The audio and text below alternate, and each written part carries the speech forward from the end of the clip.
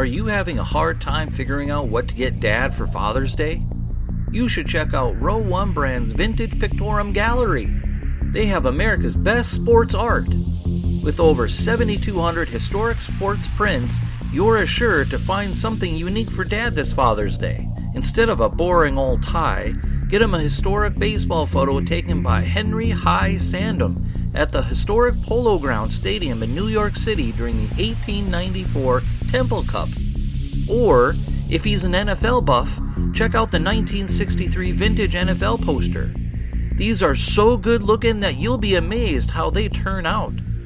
Shop now at sportshistorynetwork.com/row1 and save 15% off your order. Here's what happened in sports jersey history on February 5th. Kareem hits a new NBA high. Hines hauls on a big one, and Bob Douglas is honored. And we have our sports jersey take of the day is from historian Joe Ziemba on Billy Pierce. Listen in on more of the great sports history with me and learn more about the uniforms and jerseys that the players wore. All coming up in just a moment.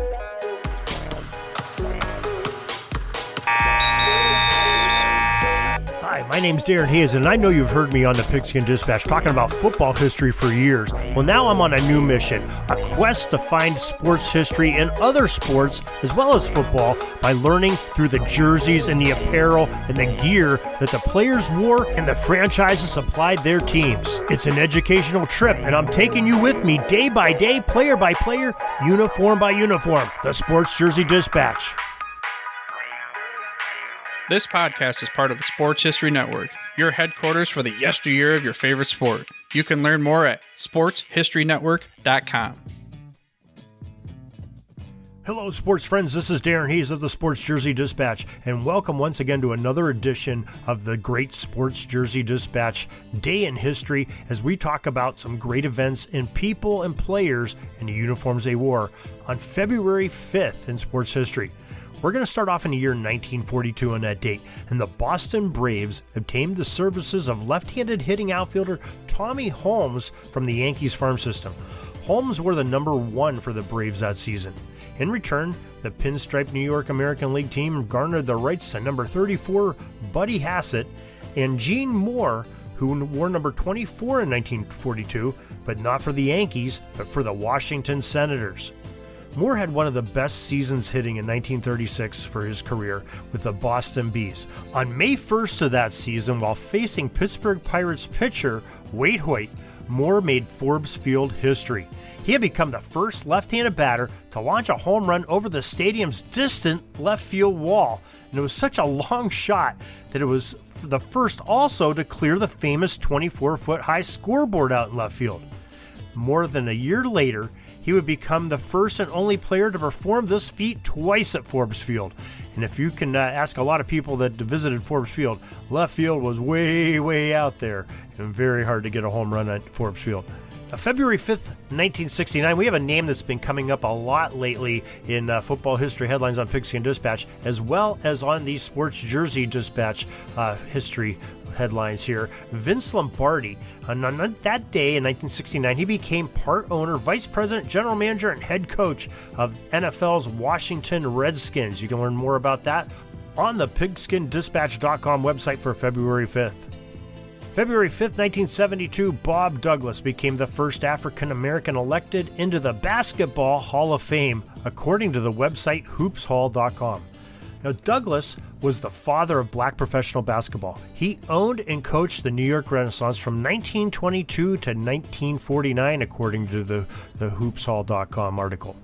Though racial discrimination was severe and unrelenting, Douglas kept his team focused. The Wrens barnstormed from Boston to Kansas City and played any team, no matter the color, black or white, that should schedule them, and including the original Celtics and the Harlem Globetrotters. They often traveled as far as 200 miles for a game, were barred from many hotels and restaurants, and often slept on the bus, ate cold meals, and frequently played twice on Sundays before returning to their home base. Despite these obstacles, the Wrens became a dominant team, winning over 2,500 games.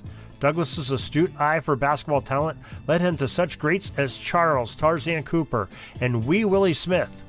Through Douglas's leadership, the Wrens were virtually unbeatable, winning 88 straight games in the 1932 and 1933 season. Now, truly an honor. What a great article that is by hoopshall.com on that website to honor the great Bob Douglas, and also him being the first black man to be put into the Basketball Hall of Fame. A very fitting man to receive such an honor. And 88 straight games, and to be playing, the Harlem Globetrotters, the Celtics, and a lot of other teams that they were sweeping across the country. That's a difficult thing to do. And, I'm glad we were able to talk to him, remember about him today. I learned a lot about him. Now, February 5th, 1980, Joe Louis Arena in Detroit. At the 32nd edition of the NHL All-Star Game, the Wales Conference doubled up the Campbell Conference 6-3. The game's most valuable player was Philadelphia Flyers right wing Reggie Leach, who wore the number 27 that season for the Flyers. February 5th, 1989, future Hall of Famer Kareem Abdul-Jabbar, number 33, became the first NBA player to score 38,000 points in his career. The great center did it by scoring 18 points against the New Jersey Nets in a 134-116 victory. And it was just a few weeks before that, all the talk was that Kareem Abdul-Jabbar, the great center, all-time scorer, may get benched in favor of some younger players as the Lakers were struggling. But he came on strong at the end and had a bunch of double-figure scoring games in a row, including this one where he put 18 and set the record. Now, February 5th, 1991, the Los Angeles Kings' number 18 Dave Taylor becomes the 29th NHL skater to score 1,000 points for his career. The right-handed right winger of the Kings ended up with a grand total of 1,069 points before his career was over in the NHL. February 5th, 1991, radio shock jock Howard Stern kissed New York football giant Leonard Marshall's backside over a bet. Now, Stern lost the wager, claiming the Giants would lose the Super Bowl. Thus, he had to pucker up on number 70's rear end. The Giants, of course, defeated the Buffalo Bills in Super Bowl 25 that season for the game in question that most people call the wide right game, ending with a missed field goal by Scott Norwood of the Bills. Just a few weeks prior to the big game, though, Leonard had perhaps his best game of his career in the league. He registered 2 sacks, 4 fumbles, and 2 forced fumbles in the NFC Championship game where the Giants had to play the 2-time defending Super Bowl champion San Francisco 49ers. In the final stanza of that game, Marshall famously hit 49ers quarterback Joe Montana so hard that he suffered a bruised sternum, bruised stomach, cracked ribs, and a broken hand. Montana was forced to leave that game and would not play another regular season game for almost 2 years because of the injury suffered in that. It's one of the most bone-crushing hits of all time, and probably another one that's right up there on the list is probably his teammate LT's hit on another quarterback, Joe Theismann, who would also make the Hall of Fame. That game in December of 1992, which was 2 years after Montana was hit by Leonard, would end up being his last game wearing the number 16 with the San Francisco 49ers for Joe Montana. February 5th, 1995, Aloha Stadium in Honolulu at the NFL Pro Bowl. The AFC beat the NFC 41-13 in a blowout. The MVP of that game was Marshall Faulk, who then played for the Indianapolis Colts at running back and wore that number 28. February 5th, 2006 at Ford Field in Detroit. The Pittsburgh Steelers outlasted the Seattle Seahawks 21-10 in Super Bowl 40. The game MVP was Pittsburgh's number 86 wideout Hines Ward, who caught some key passes, but none larger than a 43-yard strike from fellow wide receiver Antoine Randall L. on a gadget play. February 5th, 2012 at Lucas Oil Stadium in Indianapolis, Super Bowl 46's most valuable player was the New York Giants quarterback number 10 Eli Manning. The New York Giants beat up on the New England Patriots 21-17 in that game. And February 5th, 2017 at NRG Stadium in Houston, Super Bowl 51 saw the New England Patriots, they were a little angry maybe from the Giants' defeat, came back and they stole one in overtime against the Atlanta Falcons 34-28. The late game heroics of quarterback number 12 Tom Brady of New England earned him the most valuable player award of the game. And we can learn more about those Super Bowls we just talked about Over on Pigskin Dispatch, we have a full write-up on each of those Super Bowls in our February 5th football history headlines. And now it's time for our Sports Jersey Dispatch take of the day on the jerseys. And we have it from our friend, historian Joe Ziemba, in a sport you may be surprised to hear him talk about. And it's Joe Ziemba, a great historian of sports in Chicago. We've heard him talk a lot about football, but he's got some great takes on some baseball today. Joe Ziemba, welcome back to the Pigpen. Hey, Darren, thank you. And what a welcome surprise to talk about baseball, my first love. I didn't like football as a kid, but baseball was the way to go. And so thanks for the chance to bring up some happy childhood memories with some of these great players from the Chicago area. Well, really? Wow. That's quite a reveal there. I hope this doesn't come up at a PFRA meeting in the near future. Hey, we won't tell anybody. All right. It's our little secret, us and the rest of the people of the world here. So what do you got cooking for us today? Yeah, I'd like to talk about a little left-hander for the Chicago White Sox who I had a little bit of a personal interaction with as a kid, and that's why it's special to me. His name was Billy Pierce. A lot of people feel he should be in the Hall of Fame. He retired with 211 wins with a lifetime ERA of 3.27, started 3 All-Star games, and he was, when he retired, one of the greatest left-handers, and this is probably in the early 60s, one of the greatest left-handers in baseball history. I know at the time he had 1,999 strikeouts, which was the 5th most by a left-hander when he retired. And in the American League, because he spent a little time with San Francisco, he was ranked 9th in league history with his 1,800 plus strikeouts. So at that time, with his 211 wins, he was so reliable, pitched deep into every game, and probably really known for his battles with Whitey Ford of the New York Yankees. In fact, one of the Yankees, a guy you may have heard of, Joe DiMaggio, talked to Billy Pierce. He said, "That little so-and-so is a marvel. So little and all that speed, and I mean speed. He got me out of there on a fastball, and the 9th, that was, I'd have to have a telescope to see it." So that's what Joe DiMaggio said about Billy Pierce, who wore number 19 throughout his career.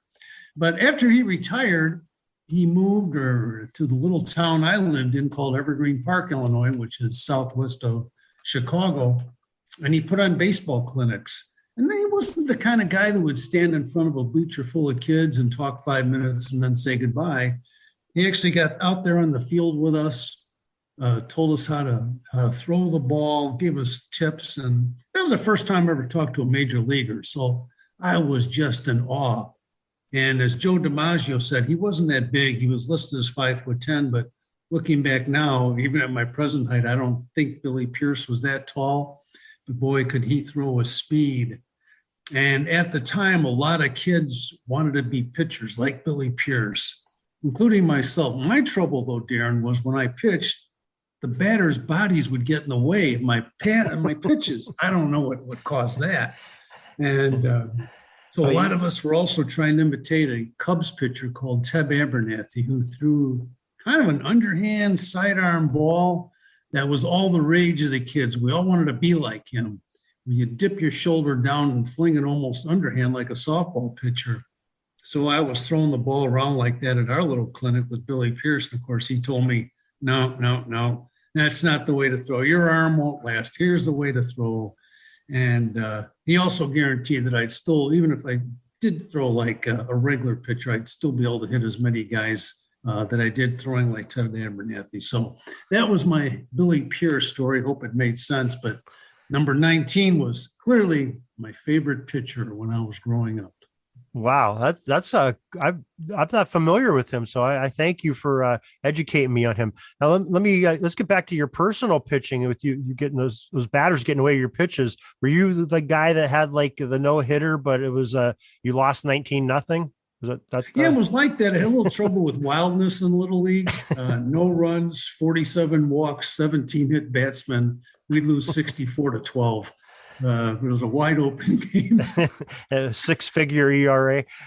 Yes. And I noticed now when I was coaching my own kids how now there's a limit on how many batters per inning, how many innings in a game, and there's a time limit. I was probably the guy that started that because our games took most of the summer to complete. Thanks, Joe. That was some great insight on a great ball player. And speaking about baseball, that's quite the sport for you to be talking about. We appreciate you coming on and telling us about some of your favorites from the game. We'll have some more from that interview on some other great ball players that Joe Ziemba loved to watch when he was in Chicago, coming up on future episodes. We'd also like to thank, besides Joe Ziemba for sharing that sports jersey take of the day, we'd like to thank our musicians that provided the music today. We had Gene and Mike Monroe that supplied that entry music with that reggae theme at the beginning. And also Jason Neff, the song you hear in the background right now, and the one you're going to hear in a moment in our closing credits. Also, we could not do it without getting some great statistics and information from places like onthisday.com, newspapers.com, and the sports reference places like baseballreference.com, pro football reference, hockeyreference.com, and basketballreference.com. We thank all of them for all the great information that they provide to everybody. Make sure you check out all those websites and see for yourself what great information they all do have. And until tomorrow, everybody, have a great sports history day. This penalty kill is almost over. I got to get back out on the ice. But thanks again for joining us for another great edition of Sports Jersey Dispatch Podcast. We'll see you tomorrow. We invite you to check out our websites, jerseydispatch.com and pigskindispatch.com. Not only see the daily sports history, but to experience the preservation of great events and people that play the games. Find us on Pigskin Dispatch. It's also on social media outlets of Facebook, Twitter, Instagram, and don't forget the Pigskin Dispatch YouTube channel. You get all your daily sports history. Pigskin Dispatch is happy to be associated with the Sports History Network, the sports headquarters of yesteryear, found at sportshistorynetwork.com. This podcast is part of the Sports History Network, your headquarters for the yesteryear of your favorite sport. You can learn more at sportshistorynetwork.com.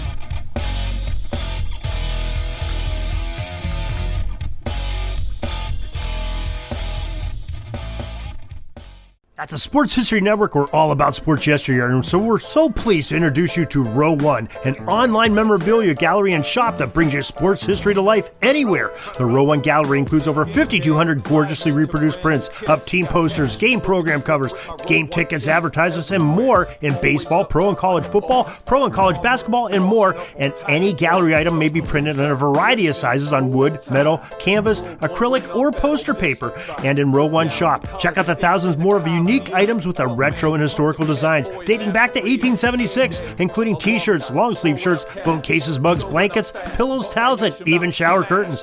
Go to sportshistorynetwork.com, ROW1, for access to the full Row One catalog and for gallery prints and gift items, plus get a 15% discount off all prints on the Row One Pictorum Gallery with coupon code SHN15. Follow the link on the show notes.